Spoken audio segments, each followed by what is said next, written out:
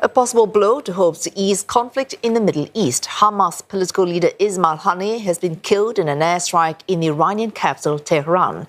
Haniyeh's death threatens to deepen the war in Gaza beyond the enclave's borders as the militant group Iran and their allies vow swift retaliation. Iranian state media reported that Haniyeh had been killed in an airstrike while in a special residence for war veterans in the north of Tehran. The Hamas leader was in Iran for the inauguration of the new president. That's Masoud Pezeshkian. Haniyeh has been the face of Hamas's international diplomacy since war erupted in Gaza last October. In response to the strike, Iranian Supreme Leader Ayatollah Khamenei says it is his country's duty to avenge Haniyeh's death.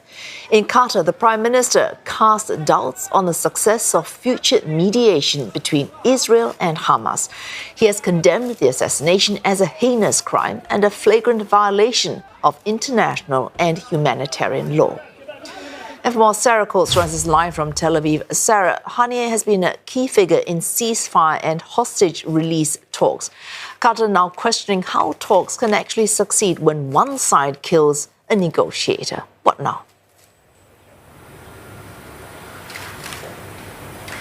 Well, this is certainly a very fragile, a very dangerous time in the Middle East, with a lot of fear that this now could spark a wider regional war that could draw in Iran and also the United States. Now, what we are hearing is that this will really further complicate these ongoing ceasefire and hostage talks, given that Ismail Haniyeh was really the main representative that was in the negotiating team from Hamas, given that Yahya Sinwar is believed to be hiding in these tunnels under Gaza. Now, what it also does is it really raises serious questions about Iran's security, given that this apparent missile came from outside the country, striking where he was staying in Tehran. So certainly, once again, a very dangerous time in the Middle East. And what we can expect to see potentially is the war in Gaza going on now for some time.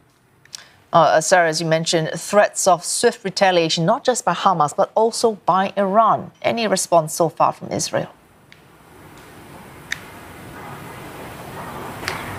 I've just lost you there, Wei Su, but I will continue. We have not really heard anything official from the Israelis at this time.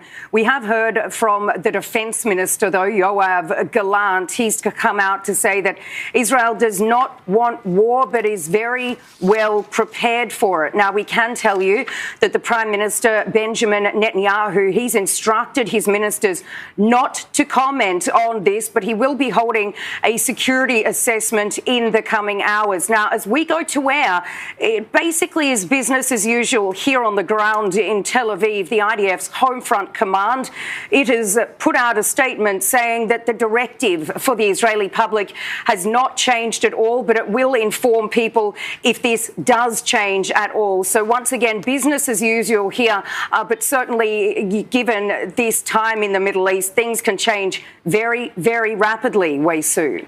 Oh, thanks. Sarah Coates live there from Tel Aviv.